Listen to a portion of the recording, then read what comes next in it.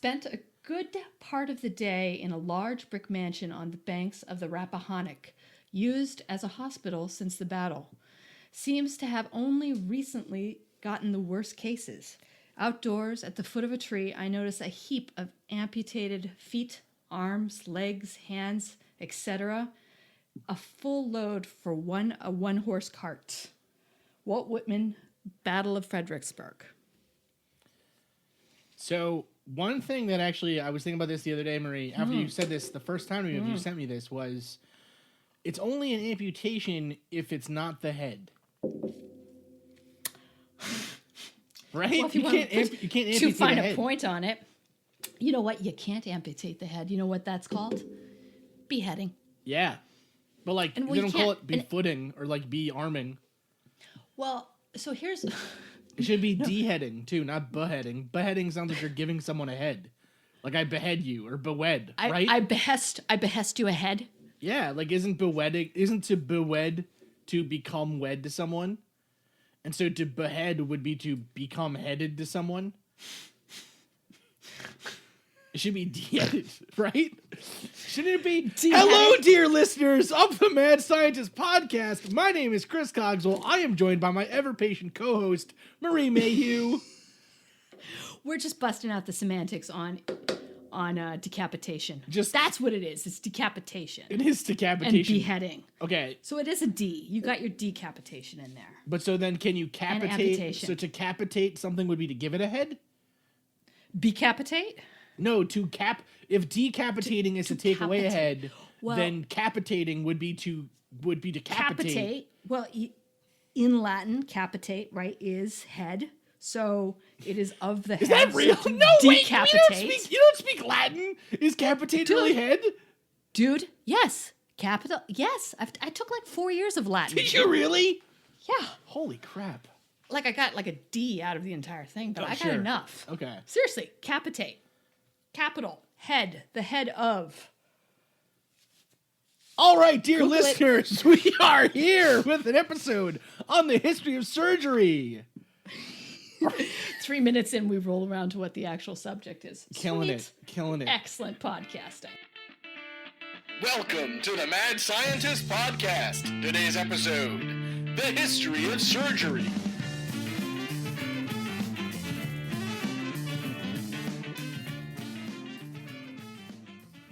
So, this episode, we are going to be talking about the history of surgery. And so, this actually came about from my wife, Katie, who I have bewed, has decided...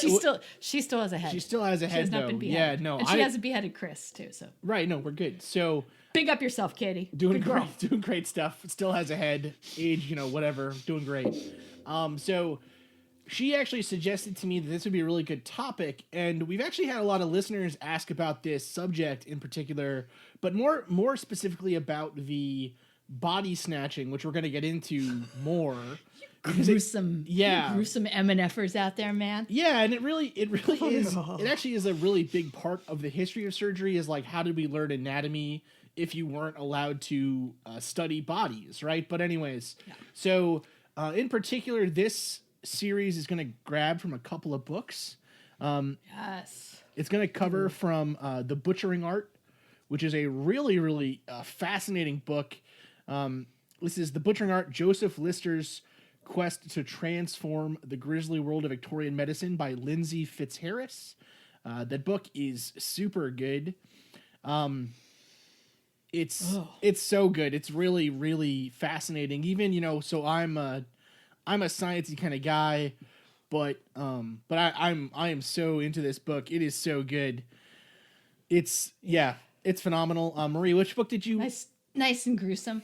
So I read Blood and Guts by Richard Hollingham, which is about the same time period. The history of surgery sort of picks right up with the most recent transplant, and then kind of goes back into all of the lovely gruesome details. Nice. And then the other book that I have actually just started listening to on Audible is The Knife Man: Blood, Body Snatching, and the Birth of Modern Surgery by Wendy Moore. And so this one's about John Hunter, who we are going to get into a little bit this episode, but really talk about really the things that made him so revolutionary as we get into later episodes. So really, to start this episode off, I think it would be good to kind of first give a general outline of, what makes surgery so different from medicine, and what really were the big transformative moments. Or really, I guess, science is interesting because in many ways science has a storyline. And what's really nice about science is that in many cases the storyline of science is of continued progress, right? There are periods and moments in time where we definitely step back away from progress. So, we look at the Middle Ages, and that definitely plays a part. Plateau. That certainly plays a part in this story. And of course, if you look at different areas of the world, I mean, the Islamic world really, when we were having our kind of Dark Ages moment, the Islamic world and China and these other parts of the world really were pretty much keeping all of knowledge together for everyone. So thank God. Together and making progress. I mean, inventing seriously. concepts like zero, right? Zero was Arabic and Islamic, right? Yeah, absolutely. And actually, in the history of surgery, India plays a particularly important part. But so, anyways, the story of surgery really, it's the story of the hunt for the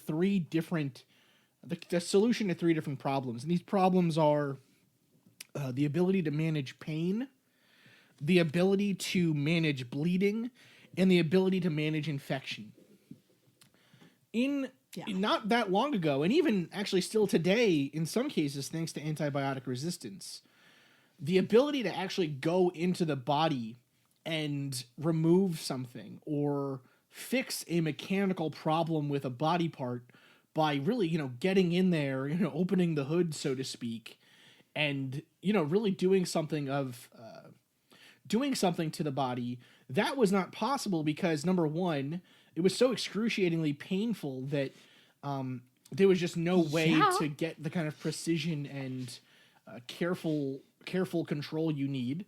I cry like a newborn with a paper cut. I mean, damn. Man. I mean, some of the stories we're going to hear about from the Civil War are absolutely terrifying. I mean, the decapitated guy had it easy. Like rather be decapitated than de-armed or something. So that was one big thing, was actual pain management and being able to keep the body from going into shock from pain. The next one was bleeding management, the ability to actually stop the flow of blood from causing someone to die from lack of blood. Right, that was another huge issue, and then the just third, being able to perform a surgery and being able to see what you're able to do. Literally being able to see, like mechanically again, it's a huge problem. And then finally, the really big one, and this is still one that we do in some cases still fight with today, is the problem of infection. The moment you open the body up, the cavity does not normally have the bacteria and all kinds of other things that are out there in the world, or even on our skin.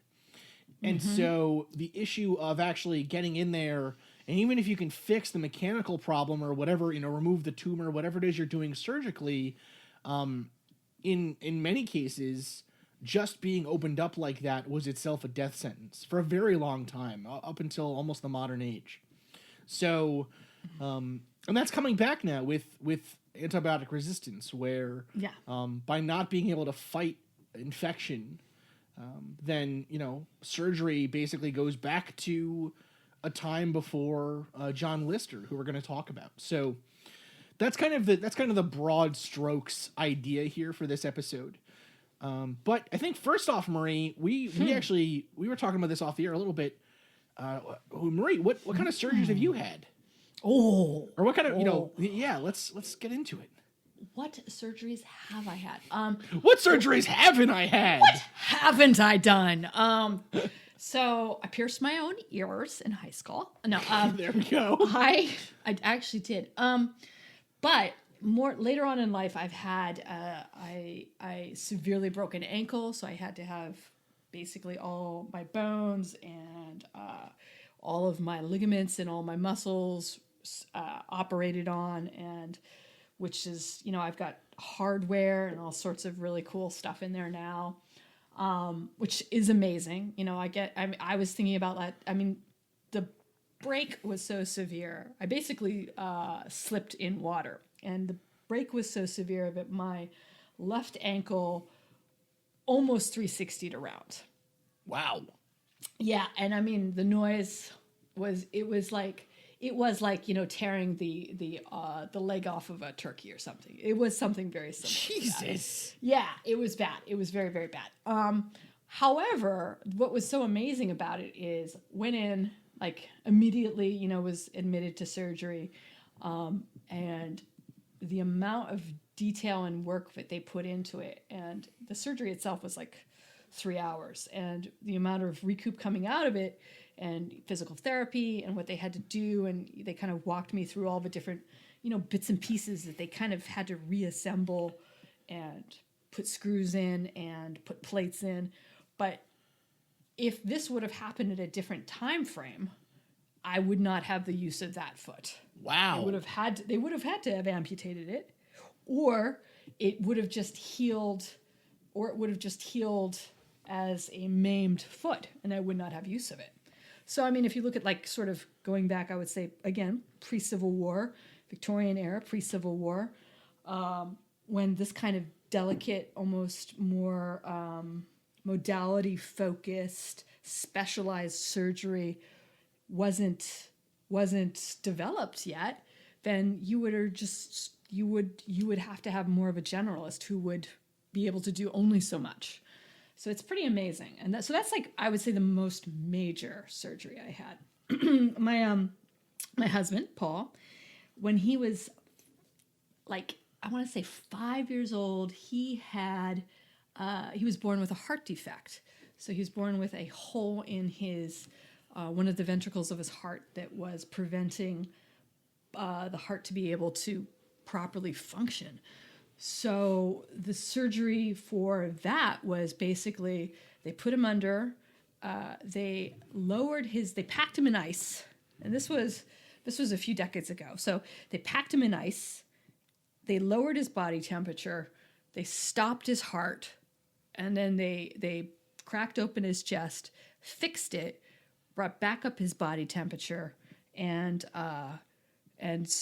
put him back together. And to this day, he still has like a little piece of Tupperware in his heart. But it's pretty amazing because that was like 30 plus years ago.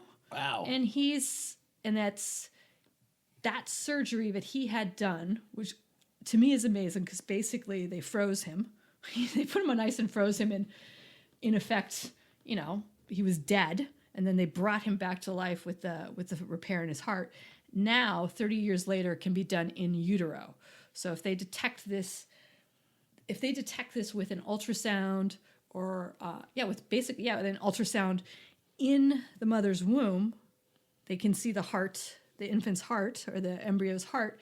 If they detect this type of problem, they can actually go into the womb and fix it, which is amazing. Which again, it's like that is almost science fiction type of surgery. Yeah, it's amazing. It's really crazy. I mean, the idea that we can actually, before the cake is baked, you can kind of go in there and mess around with some stuff and fix stuff. That's pretty amazing. And fix it. And so then, I was just like, I can't even believe that is even, a possibility. But yes.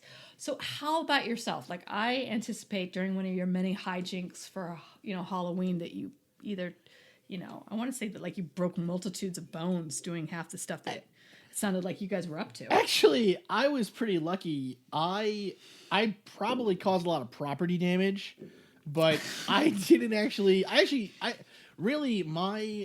like surgeries were pretty limited as a kid. Actually, it's kind of funny. I remember once, I have this is like one of my earliest memories actually, is back when my dad stayed at home.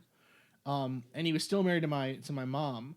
I was in the basement and I was watching Sesame Street on this like big ass TV we had. We had like, you know, those like really old like 1990s, like big screen 1990s. TVs with like So long ago. Yes, yeah, yes. but like, you know, it's like it was like an 800-pound TV. It was like crazy, yeah. right? And this stupid TV. So I was watching Sesame Street, and there was a kid who was like, you know, I broke my leg, so I have to use this wheelchair. And I remember saying, like, I didn't know my dad was in the basement with me when I was watching this. I remember saying, like, oh, it'd be so cool to have a wheelchair. And all of a sudden, my dad was like, out of fucking nowhere, he was just like, no, it wouldn't be. No, you take it back. You take that back. You know what I mean? Like, I just remember being, like, so taken aback that he thought it was such a big deal that I said that. And I was like, what the hell? Like, now I realize he was, like, you know, being weirdly superstitious or whatever, but... Well, or just being a parent. Yeah, and being sure. Like, for the love of God, my able-bodied son. Yeah. I do not want you to... Oh, yeah. Boy, you know what would be a cool... I was like, sit oh, around they're and like have a so wheelchair. awesome to be like totally dope. confined to a wheelchair. Like, yeah, it was, you know, I mean, now I'm glad that I'm very blessed to have not had anything like that happen really where I broke a bone or anything. I think the closest I came, so actually I have a lot of stuff with my eyes. I don't know why this is, but like my eyes always get messed up in some way. So probably the least serious of these was I was on my skateboard and I went to like jump over this like, they were for a really, I still think they sell these. They were selling these really unsafe ramps from like Toys R Us or whatever. They were plastic and they were like not at all like you would just put them on the ground and then try to go over them. But because they were so slippery, because they're plastic, they're like slick plastic, you would go over them and they would just like slide out from under you. Oh my God. So like you had to really First wave of nausea just hit me. So you had to like really commit to jump over these things or jump off of them, because if you went too slow, you would come to like the top of the ramp and the ramp would just start moving with you. Right? So like you had to get enough speed that your force would be enough to like keep whatever. It didn't really matter, but I was going off this thing. Fortune favors the bold. Yeah, Screams young Coswell. I was going off this thing, and I got more speed than I thought I was going to, and I basically like I jumped off of it, and then I landed where one of my feet landed on the ground, and the other one was still on the tail of the board, and it flicked it up, and it just destroyed my eyebrow. Like my eyebrow just burst open like a boxer who had just gotten, you know, his socks knocked off of him in the ring. And I went in the house and got some water. I didn't even know that I was bleeding. And I had blood everywhere. They rushed me to the hospital and like got stitches, whatever. But so the only major surgery, the only like major surgery I've ever had though was when I was a kid. My eyeball itself had to get surgery on it. Yeah, because so we got a hamster. And I was really excited about this hamster. I was running around the house. I must have been like, 5 years old, maybe. This is another one of like my earliest memories. And I was running into our kitchen. And so our kitchen, like, it's on the first floor of our house. There's a long hallway. Or not like a hallway. There's like a long straightaway, I guess. And there's a doorway that's open without a door. And on the left-hand side, we kept our garbage pail. And then on top of that garbage pail was the box, like the hamster wheel and all that crap came in. And that, like the flap of that box was just eye level for me. Oh God, help me. And so I ran like full speed into it, and my eye was just like in searing pain. It wouldn't tear up. Like it was terrible. It really hurt. And so rushed me to the hospital. I had to get my eye, I think, I don't remember exactly what it was, but something on my eye had to be stitched back to the eye. Oh, dear God. I'm just going to rest my head here for a minute. And then I had to wear... I'm having a nice glass of wine. I'm sorry. Enjoy that. I'm sorry. No. I had to wear an eye patch for like a month or two, maybe. The thing is, that's the thing. I was so young that I don't really remember all that much about it. I remember it happening. I remember it hurting really bad. And I remember really being resistant to the eye drops that they had to have, that I had to put in every night or every And then like, you were hour. a punk. And then you made it worse for poor Dora, your Poor mom, who patient was just, Dora. who had to rush you to the hospital again. I'm telling you. And you get the eye drops in and make you wear probably an eye patch, and you were like, no. Yeah, I was not into it. And you're So like, I don't really remember it that well. You know who does? Mom. I know. I'm sure if I called my mom, she might still have the eye patch or something. She's just weird that way that she would keep that kind of stuff. But yeah, that was really the only surgery I ever had. I'm trying to think actually if I have ever even been like But again, if that happened to you at a certain point of time with infection or with whatever, right?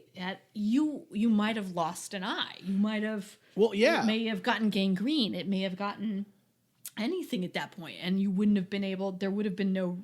They could have maybe washed it out with some sort of herbal remedy, but there wouldn't have been any kind of recourse that would actually take something that's probably a relatively minor surgery, and you're on your way home versus,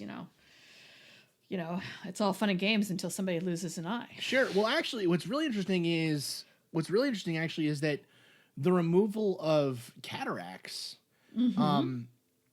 is actually one of the oldest surgeries out there. Yeah, the cataract surgery has there's evidence of cataract surgery all the way back to 5th century BC. That's crazy. Actually, where but of course, why is that a good idea? it wasn't great, right? So what they would do historically was basically they would have to break the hardened lens to restore some sight, and so they would find different ways to do that. Anyways, pretty gross. This episode, listeners, for those of you who have not already turned us off, it is gonna get a little gruesome potentially, but and that's including me, man. You open with eyeballs. I don't know about our listeners out there, but man, I'll tell you what, like, I'm a pretty hardened, I criminal.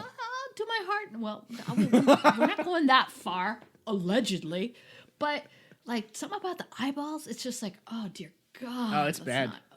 Okay. Anyways. It's bad. All right.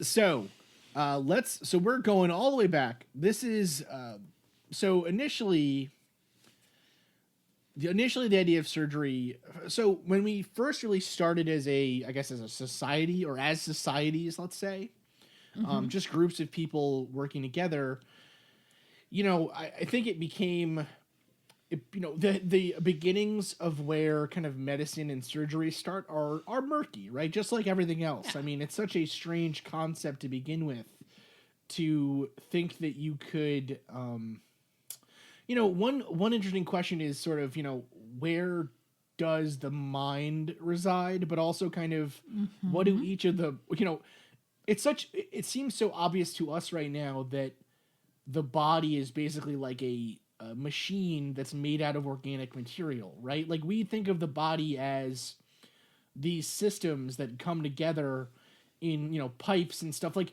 I don't know, like when I mean, tell me if I'm off base here, Marie, but like when I think of the body, I actually kind of think, I remember back to when I was a kid and we learned about anatomy in school for a little bit, and they had that, they had like a clear, it was like an outline of a person, and they had their mouth open, and you could like track where the food went through the body. Yeah, it was pretty cool.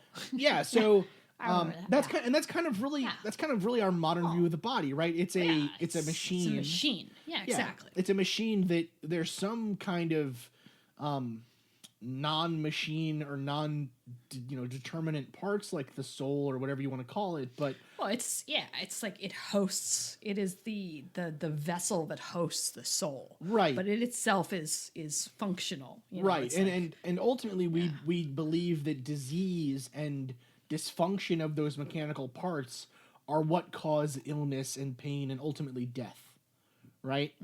And so there's this kind of idea where, if we could only find a way to refresh the matter of the body, then maybe we would be able to cheat death, right? Yep. Back in prehistory, so thousands BCE, the idea was very different of the body. The body was really almost a a whole, a constituent whole, right? And if you had never seen someone, if you lived a relatively peaceful hunter-gatherer lifestyle where you didn't see a human be taken apart by an animal or something, which of course that was probably very rare to have not seen a death like that in your entire time. But I think there's a different, like, the body was thought of as being magical and the pieces of the body were thought of having magical properties.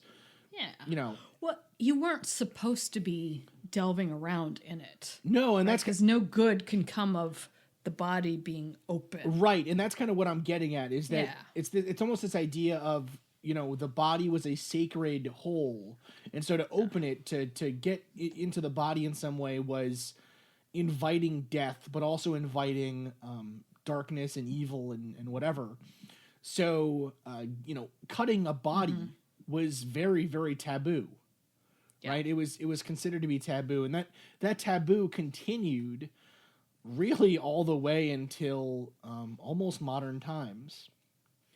Yes. So the earliest surgery that we have any evidence for is what is known as trepanation or trepanning.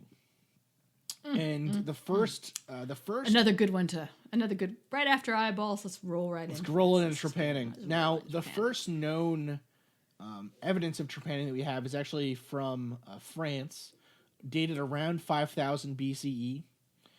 And this was trepanning. Well, Marie, do you want to go right into what trepanning is? Yeah, I'll go right in. So trepanning, basically, and it was so France is the earliest, but it was very prevalent in what's now present-day Peru and Bolivia. Trepanning is removing a portion or a hole, or drilling a hole in the skull. So you're basically working your way, through the scalp and then removing the bone to alleviate pressure that has been caused within the brain for what could be actual medical purposes, or more of a supernatural, you're taking some action on the body to alleviate something that is infesting the body or that person with malevolence. Yeah. Right? So there was, again, this idea that the body itself was a holy thing, was a sacred thing, and so for the body itself to become ill was surely a sign of the gods being upset with you, or some kind of evil force entering your body. Especially something like mental illness, something that couldn't be explained by head trauma, or concussion. Well, but that's the thing, though, right? Like back then nothing could be explained, right? So it takes on a large. I get what you're saying, for sure. Yeah, like there's war, right? There's like, you're going to war with a different group of people and you have a head trauma, and one of the things that would, because you don't have projectile weapons necessarily, you have clubs, or you have bludgeon, you're going to bludgeon each other. If you're hit on the head and you are concussed, one of the things that they did was trepanning.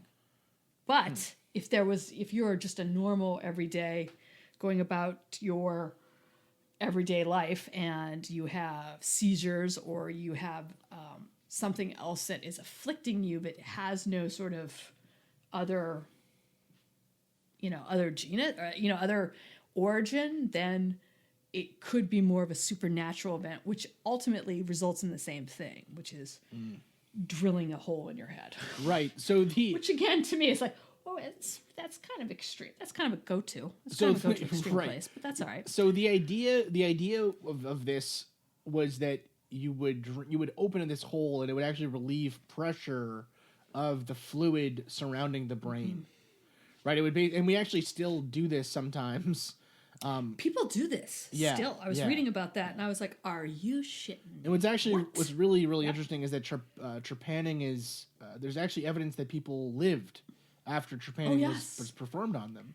Yes. And it seems like Marie was saying, it was a relatively common practice. Yes. Definitely kind of their go-to medical treatment for some things. And sometimes they've found evidence, which is skulls, which have up to 5. Right, which is kind of nuts. It's like, you already dug one hole. Why would you? Yeah. It makes you wonder. It actually makes it, when I read that with the multiple holes drilled, it makes me wonder kind of, it makes me wonder how, you know, if you look at like a material, bone is just, bone is a hydroxyapatite. It's a crystal. And so you would think that if you're drilling holes in this thing and you got up to 5, like I would think that that's probably not good for the structure. yeah, like every getting every the time structure. it's like cracking an egg. You know what I mean? Like Yeah. it's pretty solid when it's all one thing, but if you create a chink in it, even one little bit of stuff out, then that's going to be really bad. Right. Well, So- and it's there's actual fissures in it from when you're growing, right? And it has natural, I want to say seams, for lack of better phrasing, but you can't, weakening that to me is like, oh my god. The one thing that I thought was interesting is in what I was reading that they do draw a clear distinction between surgeons, especially in like where this was real prevalent, which is Mayan, and sort of the Mesopotamian cultures. Yeah, trepanning was actually Yes. so let's actually say that, Yes. listeners. Trepanning was actually extremely common. And it was like extremely common. Let me rephrase that. It was extremely dispersed around Prevalent. the world. Yeah. Like every Culture did this. every culture almost did this, which is very interesting. Yes. It should make you very leery of your neighbors. They're over there with power tools, with Makita saw, that's bad. anyways. It's bad news. But there were two different types of from what I was reading, there were two different sort of thought processes and methodologies behind this. One were surgeons that were actually did this for medical reasons within treating people that had accidents or that had coming back from battles. And then there were shaman who did this for more supernatural or religious reasons. Sure. And the reason that they could sort of draw the distinction is they would actually find skulls with that would have gems embedded as well. Oh, I don't know sure. if you saw this, but I was like that. And again, they had no real medicinal purposes, but they were considered, if something was going to be put back into the head, this was again a talisman or something to help filter the spirits or keep the body pure and whole. I mean, listen, body modification has come a long way. I say let's bring it back. I'm into it. Dude, I want a ruby. The fact that this happens, I want a ruby that this still the happens in size. this day, and that people do it without. People don't, like there's no trepanning. Like this is not elective surgery. Like this isn't cosmetic. You can't really just go in someplace and to your local, double check on your local HMO and then walk into your, general practitioner and say you want a burr hole drilled in your head. Right. It's normally done ad hoc with a drill. It's what I was like, oh dear God, like come on, no. Yeah. But people have said that it has. I was reading like a first-person account of it, a modern first-day account of it, that had suffered from manic episodes and depression, and they said that it had a lasting effect on alleviating these things. Interesting.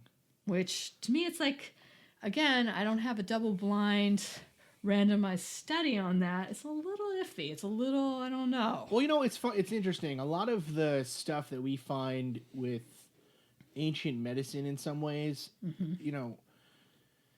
it's almost like the stuff that caught on in the ancient past. There must have been it must have worked in some way for it to have spread so far. Do you know what I mean? Like, there's kind of a sense of this kind of goes back to memetics and kind of like memes and how do memes spread and what is the spreading of memes, like our moral codes memes. And so you often get that kind of like ad hoc thing where people will say, you know, well, the reason why the Bible, the Old Testament says not to consume pork is because pork was dirty and it was, you know, easier to get infection Trichinosis. from consuming pork, right? And like, okay, maybe that's the case. Like, maybe that's a good reason, right? But so anyways, this idea that like the moral code that was passed down to us today is actually, you know, there's no divine inspiration necessarily for it. It's just kind of shorthands that worked to keep a society together, right? So it doesn't make sense that if you are in a tribe full of people that will murder each other for no reason, well, that tribe isn't going to succeed. And so the tribes that do make a rule to say don't kill each other or have this kind of honor code of some sort or whatever, they're the ones that will thrive. And so that idea gets passed down. So I wonder about that with things like trepanning, or even say, we're going to talk about a little bit in the Victorian era, electroshock therapy was very common for all kinds of things. We were obsessed with electricity and what it could do. And, you know, electroshock therapy was misused for a long time in mental health instances, but then we see that it's actually seeing a modern resurgence today where it is useful for the treatment of things like epilepsy or, you know, depression that has been resistant to treatment in other ways. So anyway, so I do find it fascinating, the idea of trepanning and kind of what it can do, you know, or what it can do. How did that start? Right? I guess is a question. Yeah. So trepanning was kind of the standard thing, and actually, what I find so fascinating is about kind of ancient medicine is we actually see evidence that there were it was actually quite advanced, and really not. Besides, again, those three things: the idea of managing pain, managing bleeding and blood loss, and then managing infection. Surgery for a long time was pretty much the same for thousands of years. Like the surgery that was going on in, you know, in ancient Egypt, where they would drain pus from wounds and set bones and, you know, cut out tumors and stuff like that was that was happening back then, and that's pretty much what was going on up until like right after the American Civil War. So around 1860 to say 1900, for the non-American listeners, right? So it really was not all that much more advanced. Now, The principles were the same. Pretty much. The ideology kind of held. Pretty much. So that the earliest trepanning evidence is 5000 BCE, but it probably happened before then as well. We don't know how far back, but that's as far back as we have evidence for. And then in around, then we find evidence of different sort of, different sort of telltale signs of surgeries having been occurred. So, for instance, you know, a bone has a break in it, and it seems like they set the bone. Right, that's a relatively simple surgery. It's not really considered surgery because we're not cutting into the body per se, but it's really one of the first instances sort of where we're looking at the body as a mechanical thing that can be fixed by almost engineered means, right? And so there actually is a lot of evidence for the setting of bones and using splints and things, and we also see though evidence of medicine and medical practice in different writings. And actually one of the more interesting, so everyone knows about the Code of Hammurabi, or most people have heard about it. It's kind of one of the first cases of sort of law being written down. And in the Code of Hammurabi, there are actually rules or laws written out for surgeons, right? So there's things that say, you know, if you take out, if you do surgery on someone and they die, you have to lose the hand that you did surgery with. Right? Oh, yeah, and things like that, and you know, malpractice looks good. And malpractice insurance is much more effective. And there are other rules too, like, you know, if you do surgery on someone's slave and the slave dies, you owe them some amount of gold, right? So it's clear from these written codes that surgery was being done of some sort, but really, I would say sort of one of the first instances of really modern day kind of surgery is Sushruta of India. So Sushruta, that's Sushruta in kind of the English translation or anglicized translation. That's around 600 BCE, and I had actually never heard of Sushruta until we started researching for this episode. But it is, I mean, the amount of things that they could do in 600 BCE on the edge of the Ganges is amazing, Marie. That's pretty cool. So It's this much is more of an This is a list. This is just a list. This is from I'm going to take this list from Wikipedia, but this is from the Susruta Samhita, which is a book, kind of a collection of teachings and writings on medicine written by Sushruta. Now, there's a little bit of question about, so was Sushruta a single person? Were there multiple Sushrutas? Were there multiple people working on this text over time? As far as historians can tell, this book, the Sushruta Samhita, was composed over, a long period of time. And so kind of similar to, say, the Bible or any of these like mythic stories where a single person becomes, what's the word? It could be a collective. A collective, yeah, exactly, Yeah. right? So, so this is from the Wikipedia article on this is, and I suggest listeners go take a look at this because it's fascinating. If you look at the pictures of the tools they were using back then for these techniques, they are extremely pretty close to modern day, right? There are what appear to be calipers and what seems to be like a monkey wrench of some sort. It's pretty fascinating. So, okay, the Susruta Samhita in its extant form is 184 chapters and contains descriptions of 1,120 illnesses, 700 medicinal plants, 64 preparations from mineral sources, and 57 preparations based on animal sources. And that's preparations for different kind of treatment options. The text discusses surgical techniques of making incisions, probing, extraction of foreign bodies, alkali and thermal cauterization, tooth extraction, excisions, and trocars for draining abscesses, draining hydrocele and ascitic fluid, removal of the prostate gland, urethral stricture dilation, vesicolithotomy, hernia surgery, vesicolithotomy, hernia surgery, cesarean section, management of hemorrhoids, fistulae, laparotomy, and management of intestinal obstruction, perforated intestines and accidental perforation of the abdomen with protrusion of omentum, and the principles of fracture management. Yes, but they don't say what the mortality rate. No.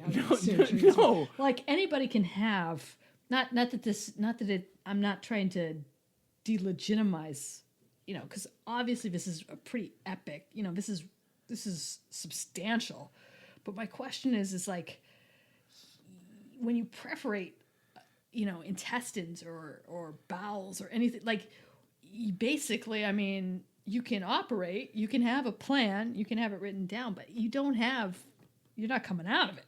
Right? So actually, no. Do they talk about like people or any kind of record of survivals? Well, so actually, we're going to talk about this more in the next episode, but actually, the perforation of the intestine, was considered such a dangerous, low success surgery that in Victorian London, or Victorian England generally, they would just not do them. They just wouldn't try them because they would die. And so actually, that was one of the first surgeries that John Lister used to show that that his idea of controlling infection could work. Right? Was this woman was stabbed in the intestines, and they was stabbed in the intestines, and they ran her to the hospital, and he was kind of there, and he fixed it. He closed her up, and he kind of cleaned the wound, and she actually survived, and the mortality rate was, comically high. And actually, it's why there's a lot of anecdotal evidence, and I'm sure we're going to find some statistics before the next episode. But there's a lot of anecdotal Or evidence we'll that make them up. No, Marie, we never make them up. The anecdotal evidence that I've read, at least, is that actually they would rather treat, so surgeons would actually rather treat someone at their home than in a hospital, because in the Victorian era, because to be in a hospital was basically a death sentence. Death sentence, yeah. Yeah, it was like the rate of infection would be tremendous, right? Yes. So, Yes. but anyways, so Sushruta is considered to be, and up here, I am certain that I am destroying that name. I'm sure I'll get a phone call from up here soon to say, "What are you doing, Chris, to my beautiful language and my beautiful history?" Massacring it. But anyways, so Sushruta though welcome. Sushruta was around 200 years before Hippocrates, and we know Hippocrates is kind of like the beginning of modern medicine, but really it is Sushruta who kind of laid the groundwork for a lot of the stuff that we the foundation. We do. Naturally, yeah. Okay, so then we get to Hippocrates or Hippocrates or Hippocrates. Hippocrates. We should probably figure out. Hippocrates. Yeah, so Like Socrates. It's crates at the end. So You're welcome. So Hippocrates, so he's considered really he's sometimes considered to be the father of medicine, but which again, I mean, it's really there were other better surgeons such as Sushruta earlier, but so Hippocrates though really began sort of what we consider to be the Western medical tradition. So this idea of medical ethics in particular is really one that he is very important with, right? So created the Hippocratic Oath, where he talks about we'll use their treatments to heal the sick, and even if they're poor, and do no harm, and all that kind of stuff, right? We'll not use their medical skills for evil. Yeah. So now the idea though that so Hippocrates really, there's this idea, and this is kind of an idea that's been shared again throughout all of the cultures, the ancient cultures of the world, where this idea of the body as being a perfect thing, and there being some kind of imbalance or negative energy or something that enters the body in some way, and that being the cause of illness. Now, in the ancient past, so we're talking before Hippocrates, we're looking at the idea of it being, a spirit, a demon or something, right? Some kind of negative energy that enters the body. Now, around the time of Hippocrates, the idea actually started to become that it wasn't necessarily an unnatural thing to become sick. Being sick was natural, but it was a state of misbalance or an unbalancedness between the kind of life forces or sort of the good and the bad within the body, right? So yes. And so we see this too in not just Greek ideas, but in the ideas of ancient Egypt and ancient China and India, and really all over, right? This idea of there being kind of a mixture of things that can create balance within the body. Now, in particular, the Greeks came up with this idea of humorism, right? This idea of four humors. Now, it began, really this idea of humors or four humors kind of started earlier than the Greeks, right? It was around in ancient Egypt, and it was around in Mesopotamia, and around for quite some time. But really, it wasn't until Hippocrates that it was really applied to medicine in particular, right? And so, in particular, in one of his works titled "On the Nature of Man," Hippocrates gives this description of the humorist or humorism argument. And it's, quote, "The human body contains blood, phlegm, yellow bile, and black bile. These are the things that make up its constitution and cause its pains and health.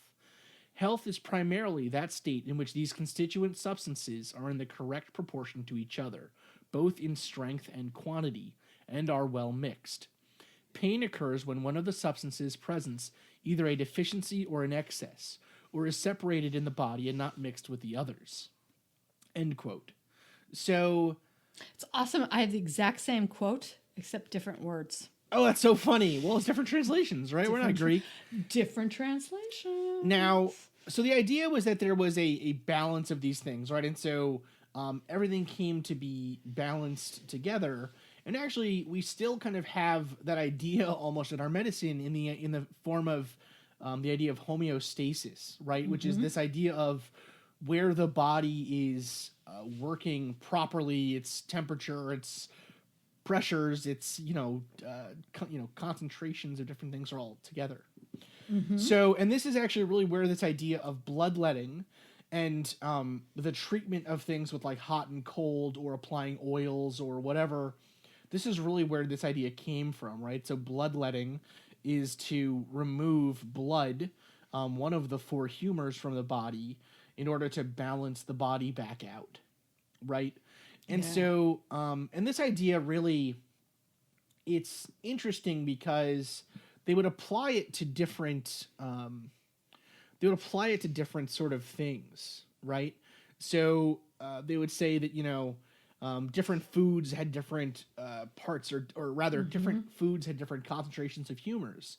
So you would, you would eat foods that were warm because those would create yellow bile, but cold foods would create phlegm. Which is so strange because that's just like China, right? With the with qi. Yeah, it is. It is Rebalancing of the qi. It is the exact so same idea. similar. Yin and yang. Yeah. It's the same exact idea, right? And so actually, Which my mother, Rosemary Mayhew, if you're listening, big into that. Oh, nice. Still to this day. Now there are also this idea started to kind of propagate and spread to all kinds of other ideas, right? So like it wasn't just kind of the parts of the body, it was a way of living, right? Like you could live that phlegm lifestyle, right? Or like right, I guess phlegm lifestyle. Phlegm lifestyle. I guess a better way to say it would be like different parts of the year would tend the body towards phlegm or bile or blood or black bile, right? Yes. In different areas, different temperatures, different. Gwyneth Paltrow has made a fortune off of this, like with her lifestyle brand. Right, surprisingly, goop is not one of the four humors. No, but know that this is like the balance, and at different times you are using different and eating different, and warm versus cold versus different parts of the body and balance. Right. Now what's really interesting though, to me at least, is that in some ways it's sort of it's one of those cases where they were kind of right for the wrong reasons. Right? So in other words, like let's take the idea of hot and cold, right? Hot and cold were considered to be different, and then dry and wet were considered to be, or rather, hot and cold and then dry and wet were considered to be kind of separate from each other, right, on either ends of a spectrum. Yeah, there were counterbalances. Exactly, and then each of those four humors were then given, in some cases, a constituent element, right? So like blood was air, yellow bile was fire, phlegm was water, and black bile was earth, right? Now, in some ways, though, if you have a fever, right, it is effective to cool the body, right? So hot would actually be tempered by cold in that case, right? If you had a feeling of dryness in your upper respiratory regions, your lungs, your nose, and whatever, you want to kind of treat that with steam, right? You want to actually cause that to be, you want to try to introduce a wet environment, so to speak, right? So it's actually, I think it's actually very interesting that, these kind of things, in some ways, they kind of do go together. Do you know what I mean? Yeah, it's strange because it seems spiritual and or religious, but this is at the time almost a complete opposite of that. This is considered scientific method and was definitely a turn from sort of more of the shaman, or not the bloodletting, but the shaman, thinking that this was a spiritual, supernatural occurrence. That this is all within human and people.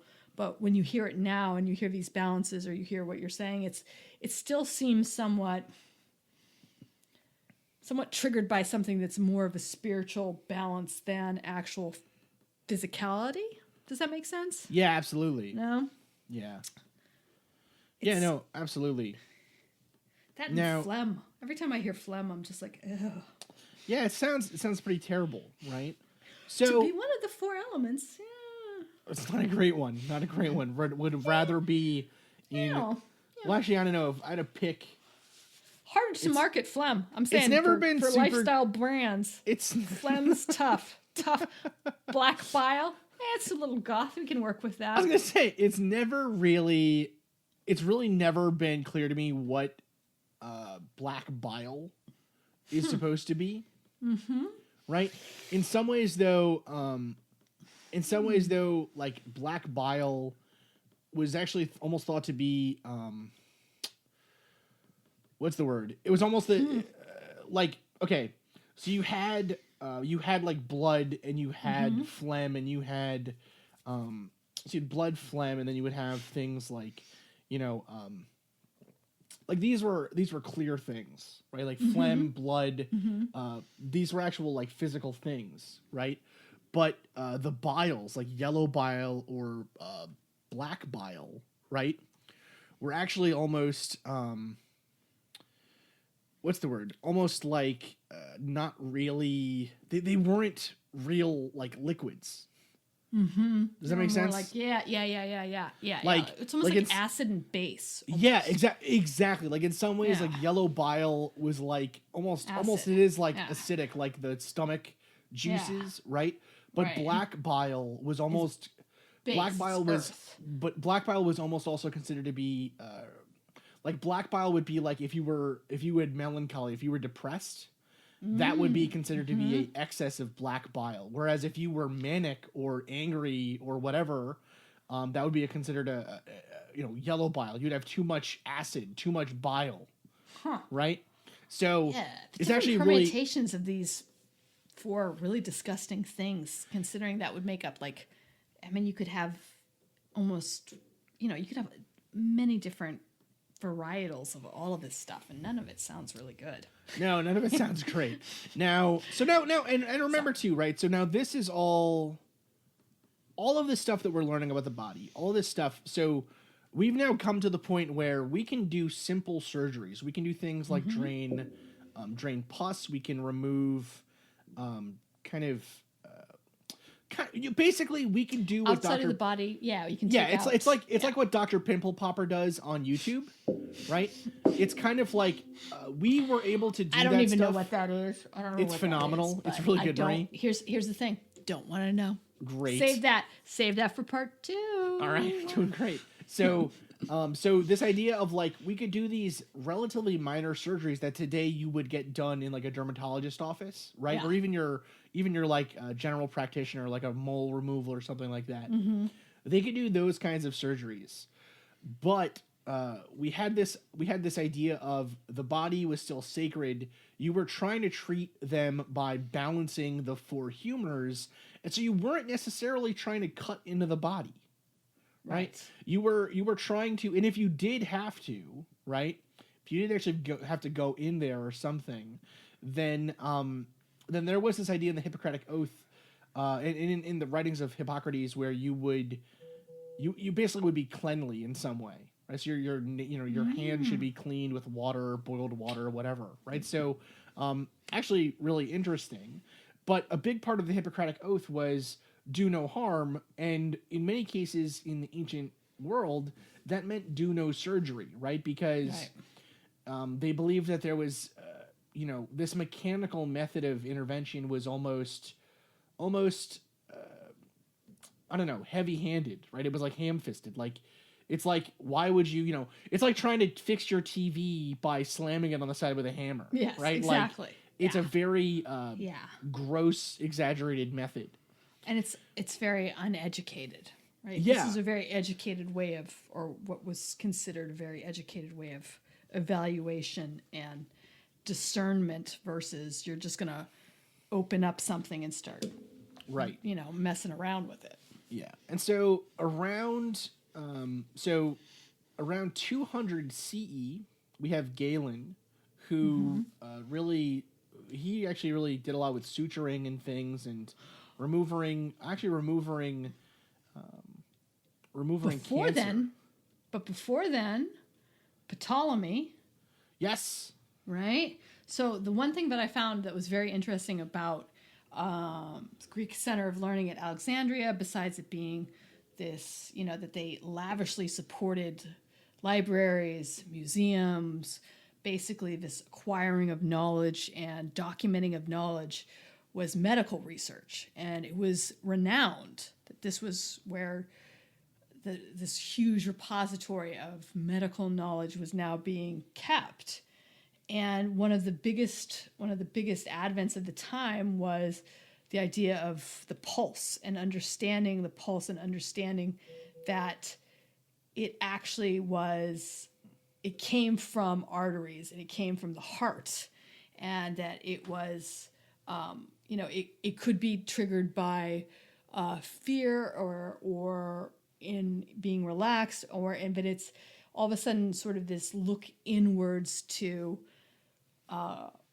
what the body is doing that has an effect within it that's almost separate or becoming sort of more of a science than the humors, which I thought was really kind of very, very, very interesting. And there's more advent of surgery within this time as well. Like they're getting new metals and they're starting to actually, have sharper instruments.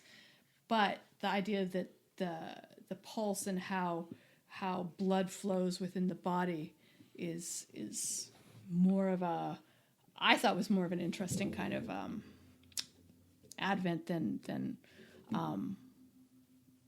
some of the other stuff. But anyways, sorry. No, it's actually super interesting. Like the idea, like it actually makes it's me such wonder. an eloquent job like, at it. Yes, it seems so obvious that your pulse is like caused by your heart getting you nervous. Well, but you don't even know what that is, right? Well, I was going gonna say, yeah, like the actually, pulse is like blood throwing, but that there's a conduit, right? And they had no, it's so weird. that there was no idea that was a system that did that, and that system was driven by the heart, which again is like if you're not digging around and actually seeing it in things, or dissecting, then this is something that is all sort of more educational and more theoretical. But then to be able to start to identify that and to be able to say, oh, if we're frightened or if we're in flight mode, it does this versus it, when you're tranquil and relaxed. It's, to me, that's like a huge step forward in acknowledging the internal mechanism as it is versus something, this weird kind of, earth, air, fire, water type of thing. Sure. Which still was hugely prevalent and was going to be hugely prevalent for, hundreds of years after this as well. Sure. So at this point now, we're around 200. And this actually is the first, really the year when the actual removal of body parts became relatively, not necessarily successful, but was viewed as being useful. And actually, this really almost in some ways began with a mastectomy for breast cancer, right? So Leonidas of Alexandria and Galen both did a lot of work on this, and specifically Leonidas claimed that you had to remove the breast and then cauterize the wound to actually stop bleeding. Right? Chardonnay went down the wrong tube. That sounds very painful. It's all good. Now, in 208, around 208 was really the first use of things as anesthetics, right? So wine and even cannabis, right? That was Hua Tuo who did that. Now, so to set the stage now, we're at a point where surgery really kind of basically stops being studied. And it really isn't until kind of, battles and stuff where people get a chance to actually study these body parts and in particular get to use their surgical techniques. Yes. Right? Yes. And sort of necessity is the mother of invention, right? absolutely. And so this is actually where we start to see after the church bans surgery, right? Or at least, bans kind of the cutting of people open for medical techniques and all that kind of good stuff. Is really where we start to see surgeons become associated with barbers. Right? And this is actually, interestingly, I found this anecdote online. I'm not 100% certain of the veracity of this, but the basic idea is that the reason that the barbers became surgeons was that they were hanging around the monasteries so often, and the monks were really during the Middle Ages were really the repository for Western knowledge, right? Because they were the only people that really could read and write. And so the barbers would come, and the monks weren't allowed to perform surgeries. It was banned for them to cut human bodies. And so they would actually ask the barbers to do it for them because they had these knives already and were already dexterous enough to do things like shaving and whatever, right? Which is crazy. Which is super interesting. Now, so really, though, from the time of kind of Galen and the use of anesthesia as, wines and different kind of like hallucinogens and whatever you can get. And that was, by the way, that was also, Hua Tuo was a Chinese physician. So this was really anesthesia, the idea of kind of making someone not feel pain by medicating them in some way. Really, it was potentially used before this. But this is really one of the first kind of like written times where we have this sort of being stated specifically as like, not just like, okay, you can get super drunk, where it was like, we will administer this herb. Yes. Right. We'll administer this herb to calm the person and see what it will do to their body. And it was done sometimes with acupuncture as well. Yeah, absolutely.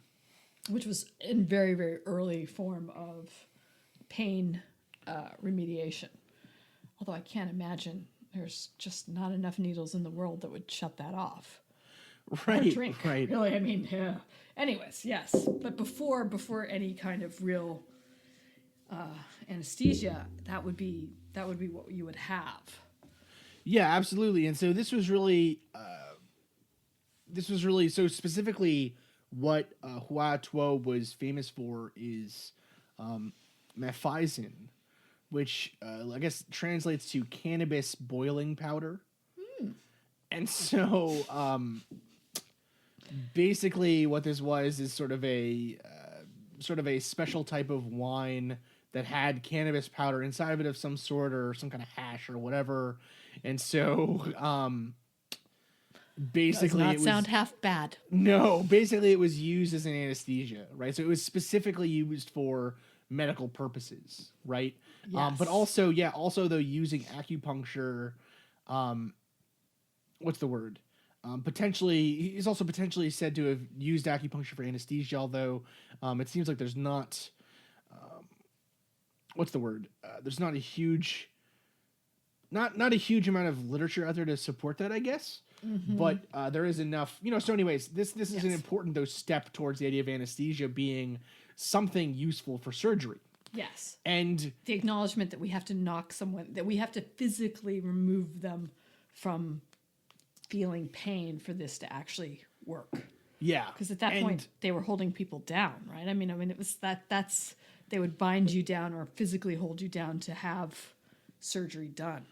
Well, and so that was really what surgery was like for a really long time, right? Where you would just kind of, okay, well, bite down on this and don't look at your leg, and we're No. just going to take it off. Or right? mastectomy. We're going to cut off your breast and then cauterize. Yeah, it's not Can I- great. Can I tell you a funny story about cauterization? I don't know if I've told you this already. Have I told you my husband Paul's story about cauterization? No. Oh, okay. Just as a fun little. I thought you meant the other funny story about cauterization. I'm sorry. There's Go so ahead. many. History is rich with funny stories about cauterization.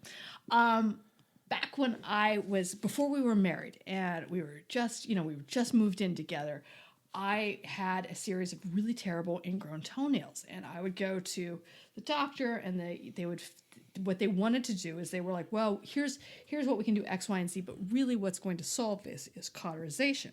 And I would go home, and because I was like, oh man, that's off, and I would go home and I would tell my husband Paul, hey, so this is what they want, but they want to cauterize it. He's like, let's see what the big deal is, babe. Cauterize it. You should just cauterize it.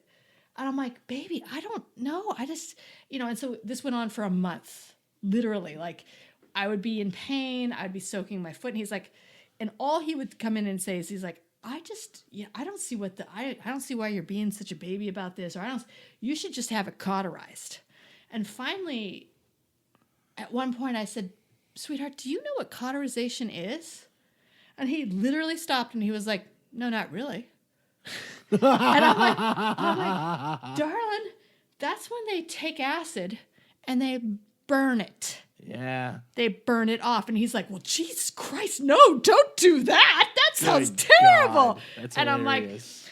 and that's when I knew that was the man I was going to marry. That was the man you were going to There marry. he is, man. Because he had no problem being like, absolutely, positively, you should cauterize it. Zero doubt, zero question in it. So like every time like anybody's like, oh yes, and cauterize it, that's what I think of as like back in, ancient times, some doctor, thinking about mastectomies and being like, yeah, and then we'll just cauterize it. Wait, what is that again? Oh, God, that sounds, no! Has somebody invented anesthesia yet? No? Nothing's going on. Oh. There's something, okay, there is, God, I don't even want to get into it, Marie. Toes are gross. Oh, God. Yeah, so that was but it's not even, it could have been about anything, and it's more hysterical because it's like, he was like, well, yeah, cauterize it. And finally it's like, I don't even think this guy knows what he's talking about. When I was a kid, I don't know if he knows what this He whole has means. no idea what he means. When I was but a he kid- sounds good. When I was a kid, my dad had really gross toenails, like so gross. And I remember being so afraid as a kid that I was going to do something to cause my toenails to grow like that. That, like, I take such good care of my feet. Like, I'm so weird about it. Oh, God, it's so gross. All right, anyway, so, okay. A little personal moment in the midst of this barbaric butchery to just learn a Telling little you. bit more about your house. Now, so surgery, again, we have not figured out. So at this point now, we're talking like from 200, the year 200 all the way up to basically the 1700s, so like 1710, 1720, around there. Got a bunch of people just yelling, just cauterize it. Yeah, That's really pretty the much advent of Marie's medical husband history.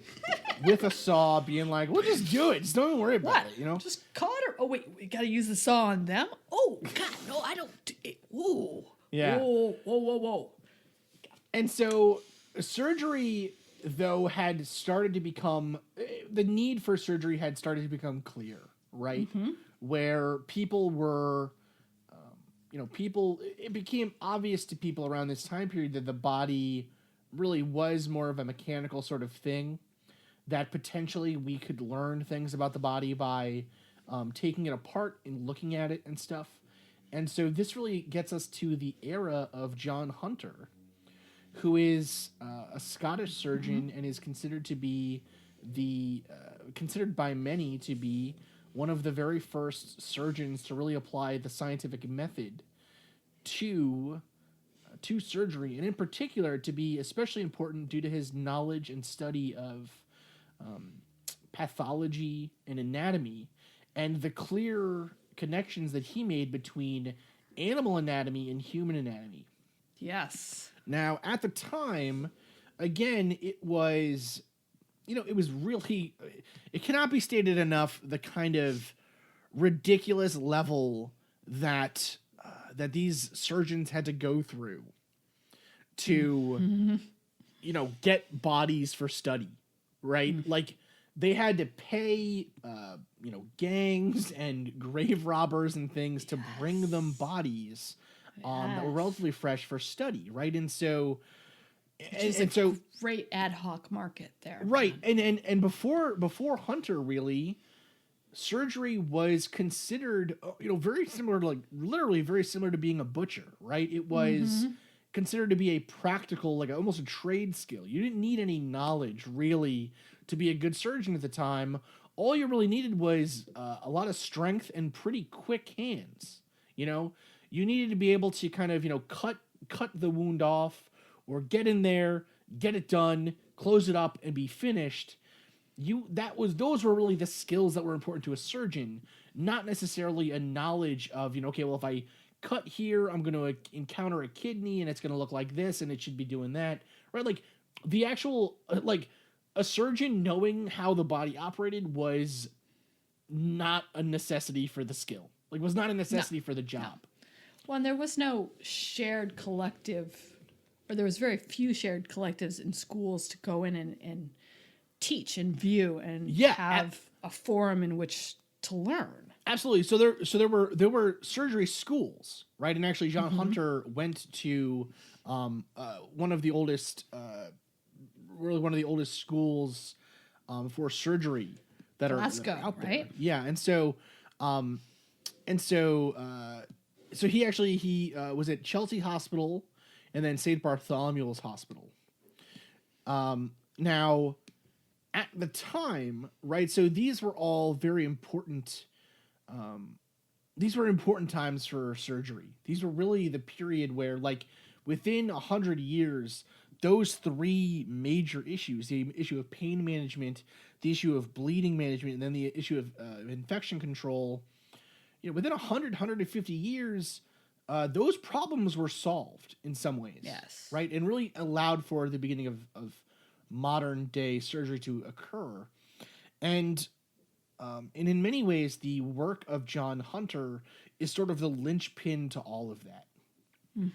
One of the most important things that John Hunter brought to surgery was the study of animal models.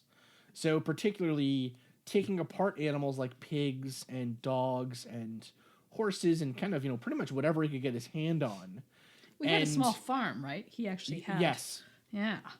And actually looking at what the parts of those animals seemed to do and how they went together, and then using that to draw conclusions about the way that the human body must also operate, right? And so there's a section in The Knife Man, which I really enjoyed, where it talks about this idea of sort of a basically cab drivers, like coach drivers at the time, suffered from a really common ailment where their leg hitting the carriage consistently would create basically like a big like a sore. Yeah, like a sore or a wound or something, like a big bloody, bleeding, pus-filled kind of sac thing, right? And so at the time, You're welcome. At the time, the treatment for that was cutting off the leg. Right, like that was what would happen is they would cut the leg off, and if you were lucky, you wouldn't die in the hospital. And the other thing is, you're driving a cab, you're poor. Yeah, so you're not that's rich. What you're going to afford. That's right, what's and going to happen. And these were public hospitals for the poor, right? Yes. And so that was the thing, was you would cut the leg off and then you would see what would happen. And what Hunter decided to try to do was to do a process where you would actually close off the blood path from the wounded area and rather divert it around the area. And this was something that had been tried previously. It had been talked about in Roman and Greek medical literature, and it just had never been done successfully, really, in London. And so to test this idea, because he had tried it a few times and the patients had died, he wasn't really sure what was going on. And so what he tried to do then was he actually tested it on an animal patient. And so specifically what he did was he looked at the antler of a deer, and he diverted the blood around the antler to another part of the antler, let's say, and was amazed to find that the antler at first seemed cold and looked like it was dying, but then within a week, the antler was growing again and it was warm to the touch. So the blood flow had returned, although it had diverted around the part that he wanted to divert it from. It's amazing. And so this showed that then you could actually do this, that this idea would work if you moved the site of the blood diversion farther up the blood line, basically up to like the femoral artery of your leg. But again, figuring all of this out, like arteries, like that this is a huge roadmap inside the human body and how to reroute it. Well, even the idea insane. like one step abstracted from that, where animals must be like humans. Like That's crazy. This is before Darwin. Yes, but Hunter too was very, like, he was very impassioned about like finding and figuring this stuff out, so much so that he also experimented on himself. Supposedly he did, which is pretty interesting. He did. So just to finish that story off, the transition that actually worked. It became known as Hunter's surgery, and it's one of many things that he became famous for, right? So he became well known for all kinds of different things, right? So specifically this idea of testing on animals first to see how humans would respond, the creation of actual information on anatomy and physiology is important to the study of the body, and also really applying a scientific method of testing and then taking in results and then using those to do further surgery. Whereas before, again, we have not gotten gruesome enough to describe just how terrible surgery was. Oh, no, we're sparing everyone, I think. Beforehand. As well as we can. He also, from what I was reading, legitimized like the idea of the post-mortem, right? So you have a corpse, and what is it that you are going to be able, grave robbed or not, what are you learning from that dead body? Which at the time, again, if you think about it, was very, very provocative to say, we're going to desecrate this body just so we can find out what it does. This is someone's loved one. This person deserves a proper burial, and the body should not be, should not have this sort of violation to it. Was a move from that type of thought into more, this is now something that we can learn from, and how do we help the living by understanding, by being able to dissect the dead, which is a huge move as well. Now, now John Hunter, though, is a little bit controversial. Yes. Because he was, again, as a lot of surgeons of the time, was involved, because he wasn't just a surgeon, he was an anatomist. And anatomists in particular were like, almost viewed like necromancers, right? In like D&D. Like they were going to graves and digging up bodies and painting. Or not in D&D. I mean, if you talk about necromancy in general. Yeah, it's not a great thing. Now, in polite society. Now, in particular, Hunter was known for having a ginormous collection of specimens. Yes. So animals and plants and bones and all kinds of stuff, and people. And so, in particular, he is known to have gotten the skeleton of a famous giant, Charles Byrne.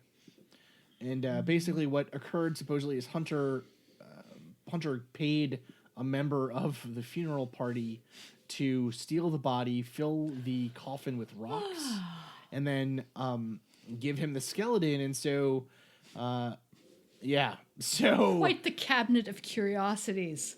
yeah, with so and Dr. actually Hunter. this skeleton is actually still on display. Or rather, I don't know if it's on display actually, but it's in the Hunterian Museum at the Royal College of London's or Royal College of Surgeons in London.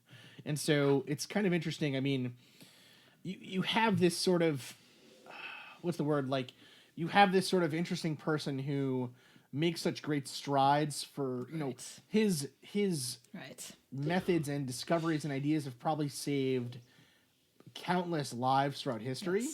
Yes. But he He's was also sort of a ghoul. clearly kind Right. of a interesting person, right? And so another thing that he supposedly is known for, which Marie alluded to, was self-experimentation. Supposedly this is in particular about gonorrhea or syphilis, and so basically As you do. yeah, so basically he supposedly got someone with gonorrhea and claimed to have inoculated himself against it. But so the basic idea was that he, at the time, Excuse me, he was claiming that gonorrhea and syphilis were from the same root disease. And so he said, okay, well, I bet I can, if I inoculate myself against gonorrhea, but then try to give myself gonorrhea, I'll get syphilis. And so supposedly, It's sort of like 52 card pickup. it's ridiculous. And so I don't even know. I don't know enough about gonorrhea or syphilis to know how different they are. Like whatever, but And anyways, that's okay. supposedly, he claimed that okay, well, this he proved this experiment to himself, I suppose. But in reality, there's no evidence that this happened.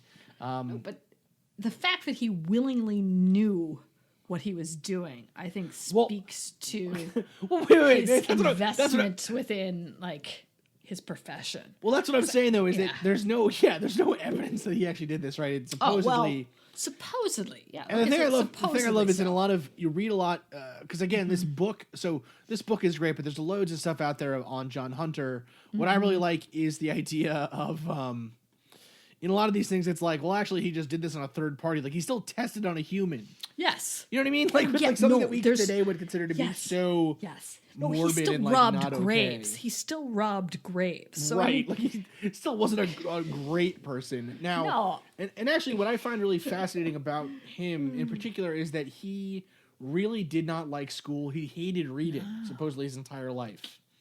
And so there's some really interesting bits in the book where it talks about his time at school and his time specifically with his brother, who was also a surgeon, his older brother who was a surgeon, and talking about how, John hated, he just did not like school so much that he actually went to become a surgeon because the only thing that he enjoyed about learning was actually learning like naturalism and learning about kind of, bodies and things and whatever. So I just find it to be a super compelling story. So we're talking now, John Hunter really began this revolution of surgery, and he died in 1793 at the age of 65.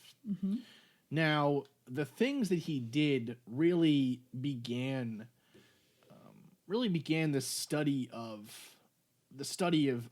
medicine, the study of surgery, as extremely important, right?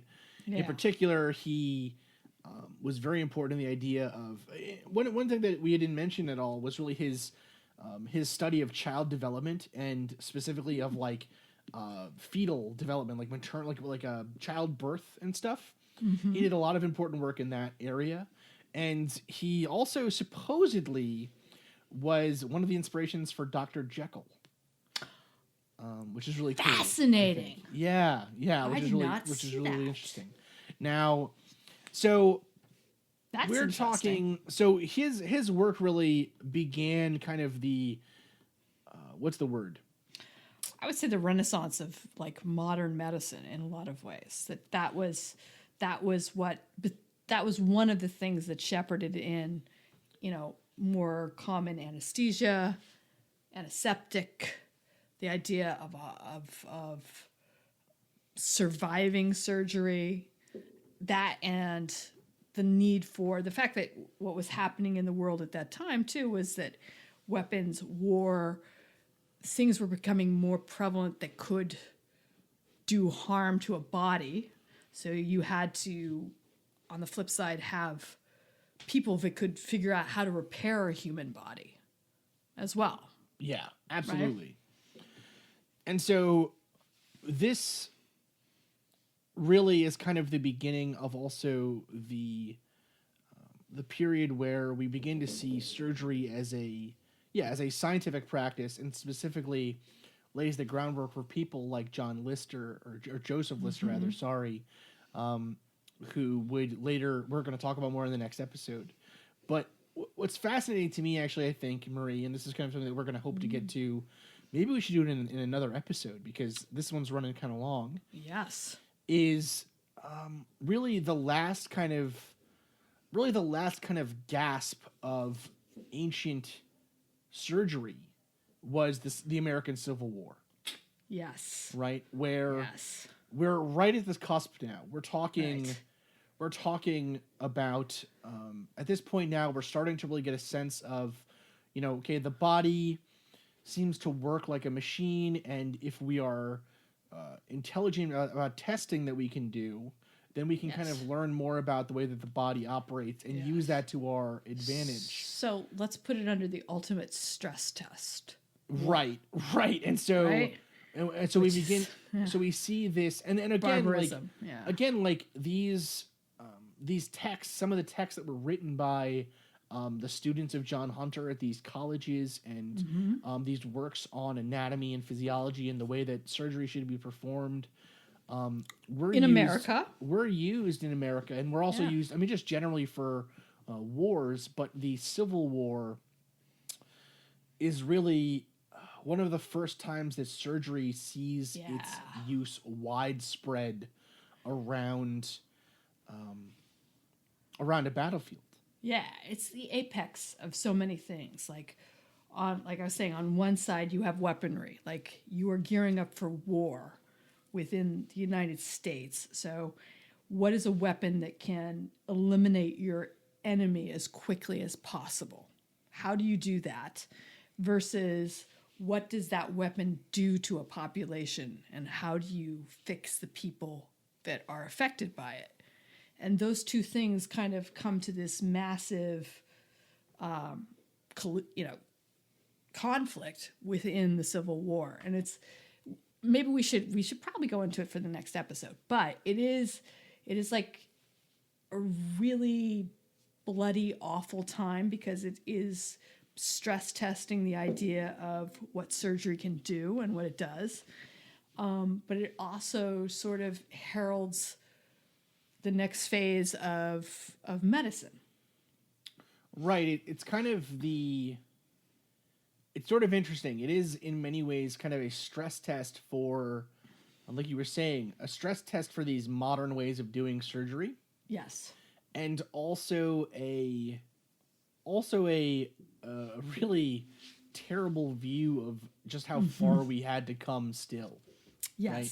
Because, we had a mixing of, say, guns that could shoot at a much faster rate, and the use of more advanced military tactics, and, and a specialized ammunition that they say is what caused so much of the damage. Right. And also, I mean, in some ways, almost, we almost knew too much, where we became almost, confident in our surgical abilities, which maybe led to more deaths, right? More infections. I mean, we, as opposed to, say, leaving someone with a bullet wound, or leaving someone with a bullet in their leg, we would go in and remove the bullet in some way, lead to infection, and then death. So, estimated 620,000 deaths in the Civil War. 2/3 of them were caused from infection.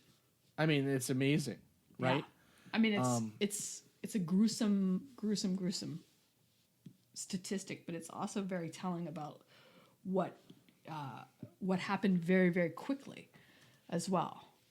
And here's the thing too, right? We're going to next episode, dear listeners, we are going to talk about the Civil War, which for those that aren't in the United States, went from 1861. Was not very civilized. No, went from 1861 to 1865. Yes. Was a horrendous war. I think still.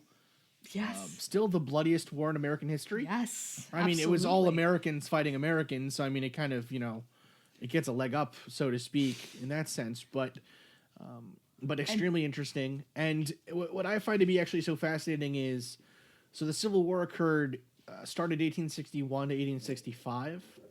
Mm-hmm. Joseph Lister, who we're going to be talking about, really was one of really the first surgeons to utilize a method of actually cleaning wounds and cleaning surgical areas to cause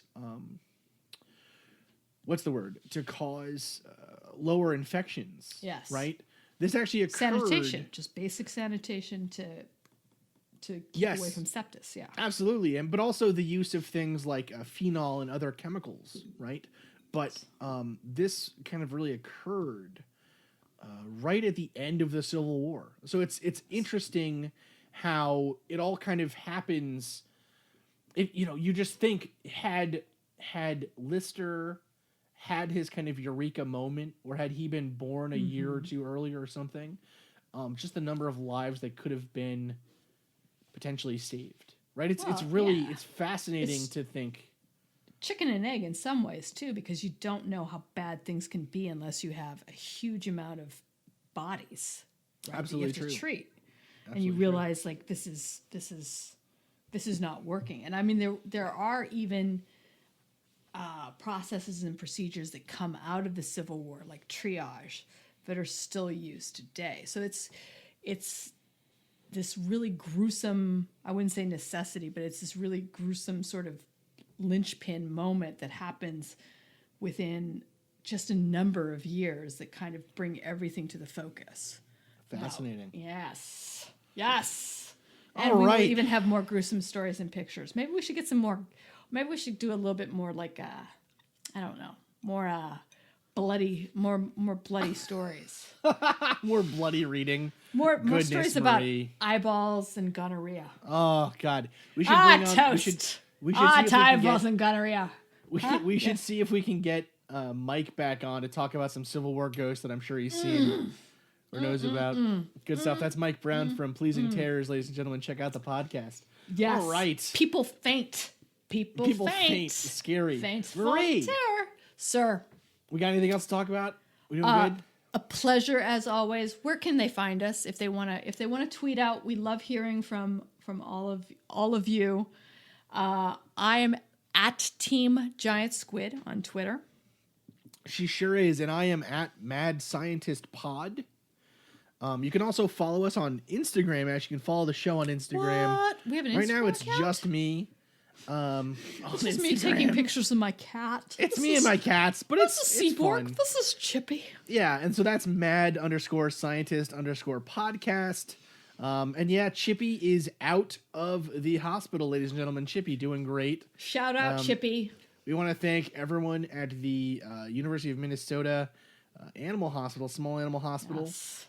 It's where Katie goes to school at the University of Minnesota for vet school, and they're just phenomenal over there. And Chippy was looking grim for a little bit there, but thankfully Chippy's feeling better. Chippy. Just phenomenal news. Chippy. All right. Yes. And of course, you can buy our merchandise at Redbubble. You can get it from Desdemona Howard. If you search the Mad Scientist podcast, you can Such check good us stuff. out on. Her stuff is insanely cool. It is so cool. I just got one of the shirts. Which one? I'm like, so the scientist one. I have 2 mugs with the scientist one, and now she's got this really cool one of a coffee cup with a skull on it, and I'm like, yes, please. Must. Oh my goodness, that's so awesome. You can very also cool. check out our pins at notbadluck.bigcartel.com, which is really, really cool. So got a whole bunch of really awesome pins there. So please go support all the artists that do stuff for us, and help out the show. And of course, you can check out threadless.com, search Mad Scientist Podcast. You can get stuff there too. So yeah, pretty excited. Yes. Gonna be And great. next week we will discuss more. Maybe we didn't cover leeches. Oh, you know what? There's still so many good things. We didn't cover leeches or electrocution or any of the stuff. Goodness. It's really some good stuff coming up. No, it's true. But Victorian era surgery was real weird. So we'll get into it. Such pretty stuff. By that, and I will be in a fetal position, just gripping a stuffed animal by that point. But it's all good for you, dear listeners. Ain't no thing. All right. Have a good night, dear listeners.